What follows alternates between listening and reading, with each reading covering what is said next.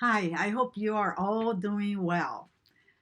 Today, I'm doing something really strange and I can't stop laughing because somebody told me that I should paste a little picture of an animal on my computer screen when I'm recording videos because it is so difficult to talk to a blank space because you don't even know who's listening or who's there, so you just feel like you're talking to an empty room.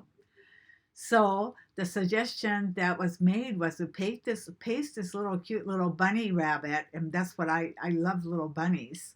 So I drew this little bunny rabbit picture and I have it pasted onto my screen facing me. And now this little rabbit is smiling at me and I am talking to the rabbit. Can you believe it? It does make you feel so much better when that little face is looking at you and I am talking to the rabbit. So, talking to Mr. Rabbit, I wanted to tell you a story today about small businesses.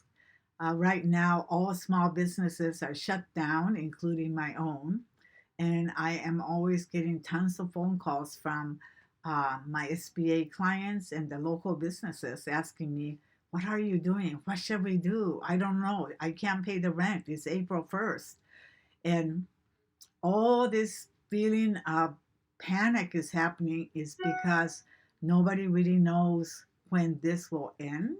And even though our businesses are closed, we still have the rent to pay, we still have the back bills to pay. And another thing is that our employees are out of jobs. And the whole thing is you really have to have a really positive outlook to survive through this. And for myself, I don't really know what's going to happen. I wish I could tell, or I wish I could predict, but I just know that when this is over and we come back, it will be a whole new world. And that is what I'm trying to think of, like, what would it look like? So, always thinking about small businesses. There's one story that I wanted to share with you. Actually, two. Um, I always, no matter where I go, I feel very responsible to shop from a local business rather than going to a large store. So even if I'm traveling, I always find the little stores.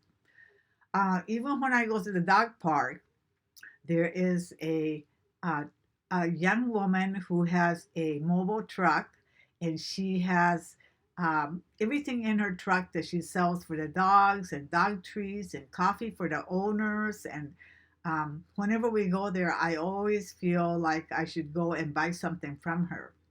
So one day I was buying a tennis ball for my dog, and my husband said, "I don't know why you always buy here. The prices are so high." And oh boy, did he get a chew out from me when I said to him, "It's not about the price, it's about this young woman having the guts to open up this business and come here from early morning until sundown and just trying to service and trying to make a living for herself. And of course, she's doing it because she loves dogs." And then there's another story that comes to my mind all the time is that I just love anything to do with art. And how I first got my start was I started to do rubber stamping because I didn't think I could draw good enough. So when the rubber stamping came out, I just immediately went and took some classes at a uh, independent stamping store called Lasting Impressions, located in Issaquah, Washington. And the woman's name was Shirley, and she had about 4 or 5 women that worked there on part-time basis. And they were always so happy to be in that environment because they were artistic and they loved all the stamps and talking to the people that came in. And when I went in there, always with my dog Yumi, they always welcomed me. They knew her name, and then they brought her treats. And then even one time, one of the salespeople came running out to the front and said, "Guess what I found? This just came in, and this is a little terrier stamp, and it looks just like Yumi." And of course, I bought it. And in this store, I spent many hours going to classes because they'd offer these free classes if you would buy the supplies from them.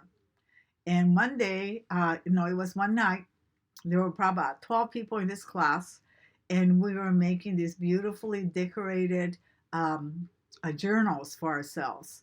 So then we would be all sitting around the table, drinking our coffee, visiting with each other. And one of the women said, "Oh my gosh, I'm out of tape. I need to go up and pick one up." So she started to get up. And the woman next to her